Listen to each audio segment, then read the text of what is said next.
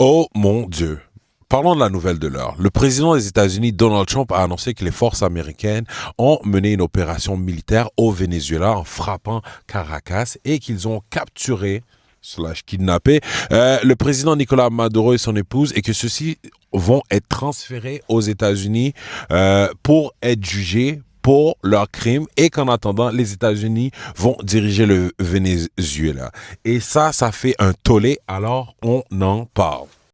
Vladimir Padrino Lopez, qui est le ministre de la Défense du Venezuela, s'est adressé à la nation vénézuélienne pour effectivement dire qu'il y avait eu des attaques militaires de la part des États-Unis contre le Venezuela et qu'ils avaient capturé le président Maduro. Pour eux, il l'a dit clairement dans son vidéo, sous une apparence de vouloir contrer le narcoterrorisme. En fait, les États-Unis voulaient juste déstabiliser le Venezuela et prendre leurs ressources pétrolières. Donc, le Brésil, lui, a qualifié l'intervention d'inacceptable et d'atteinte à la souveraineté du Venezuela. On a des pays comme Cuba et le Mexique qui dénoncent cette action comme une violation du droit international et la Chine qui se dit profondément choquée. De l'autre bord, on a des gens comme Pierre Poilievre, le chef du Parti conservateur au Canada, qui a tenu à féliciter Donald Trump pour avoir arrêté Maduro, qu'il considère comme un dictateur socialiste, et que celui-ci devrait aller en prison. Comme vous pouvez le voir dans son tweet sur Twitter en français et en anglais.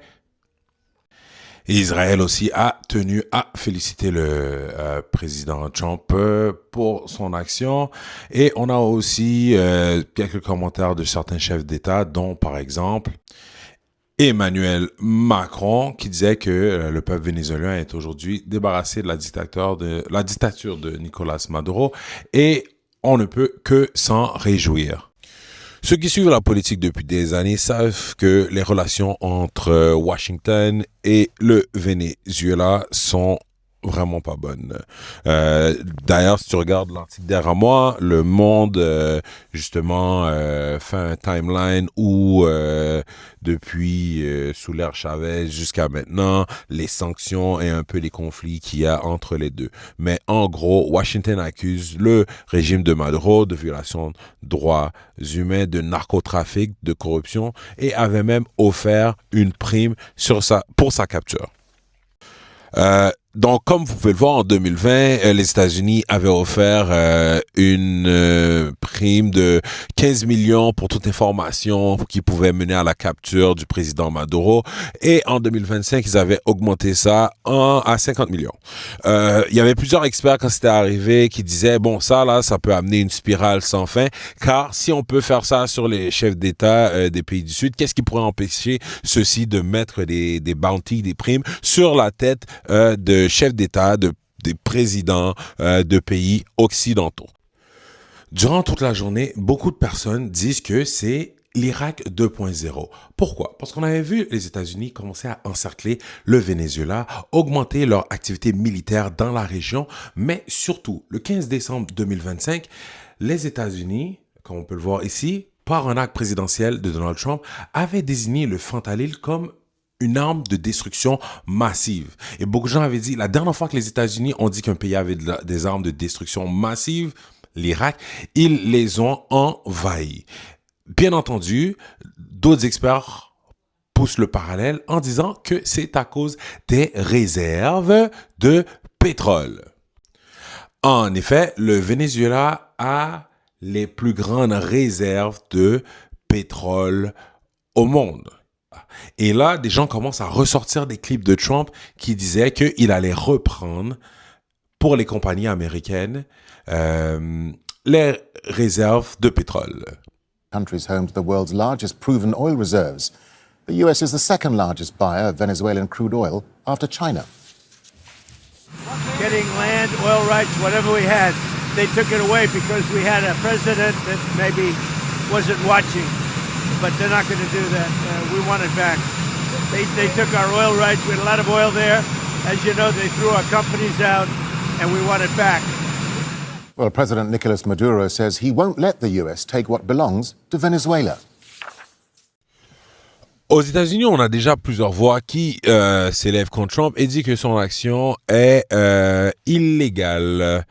Donc, si tu regardes cet article du New York Times, il rappelle que Maduro, c'est pas un enfant de cœur. Il aurait volé les élections présidentielles de 2024. Il aurait pris des actions catastrophiques qui auraient créé l'exode de plus de 8 millions de migrants. Mais surtout que les États-Unis n'apprennent pas de leurs erreurs passées au niveau des ingérences dans certains pays. Donc, ils rappellent plus les 20 ans et les milliards perdus en Afghanistan à essayer de créer un gouvernement stable, la catastrophe qui s'est passée en Libye, l'État fracturé de l'Irak, etc., etc.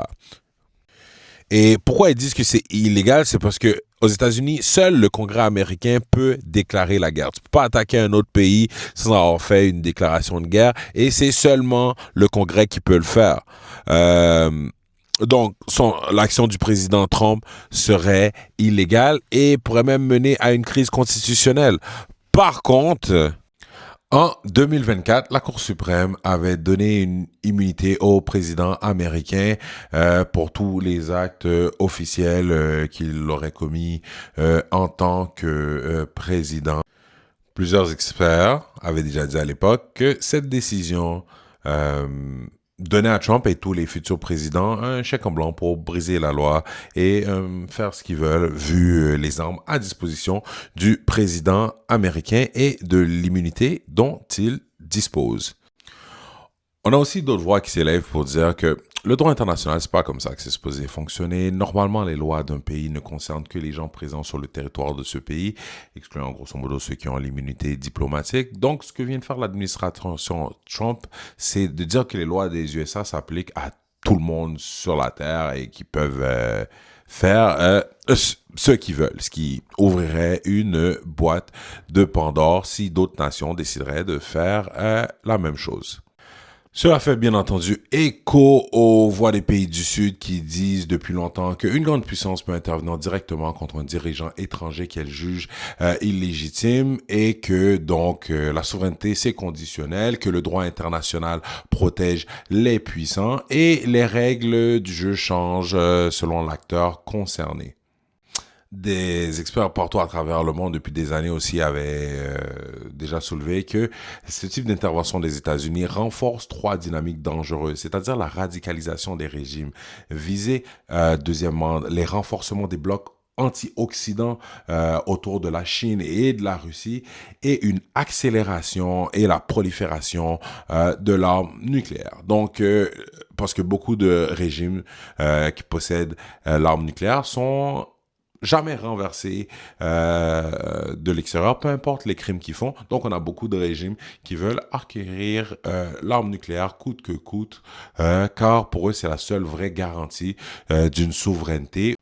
Donc, pourquoi tout ceci nous concerne en tant que Canadiens, Québécois? Bon, tout d'abord, en tant qu'habitants du continent américain, tout ce qui se passe en Amérique nous concerne d'une manière ou d'une autre, et aussi en tant que citoyens de la Terre, on ne peut pas rester insensible à ce qui se passe ailleurs. Parce que la deuxième des choses, on sait l'importance que le pétrole a dans le monde dans lequel on se trouve. Le Venezuela étant le plus grand producteur de pétrole, ce qui affecte le Venezuela, peut nous affecter d'une certaine manière. Est-ce que le prix à la pompe va augmenter, va diminuer? Qu'est-ce qui va arriver du prix du plastique, le prix du transport? Donc, des choses à regarder parce que ça peut affecter directement nos poches. Mais la troisième des choses, c'est surtout car la Chine et la Russie, c'est les grands alliés du Venezuela. Des diplomates chinois avaient rencontré le Venezuela quelques heures avant que les États-Unis font leur attaque. Donc, on s'entend, pour la Chine, c'est déjà un affront. C'est la continuation aussi du bras de fer, parce que si vous vous souvenez de la doctrine Monroe, l'Amérique aux Américains. Donc, ils n'aiment pas quand d'autres pays essaient d'avoir de l'influence sur le continent américain. Donc, les États-Unis, peut-être ils font ça pour réaffirmer leur dominance sur le continent américain, ce qui ne plaît définitivement pas à la Chine, qui est en train de tisser des liens avec certains partenaires sud-américains. Donc, voir qu'est-ce qui va se passer, parce que c'est les deux plus grandes puissances.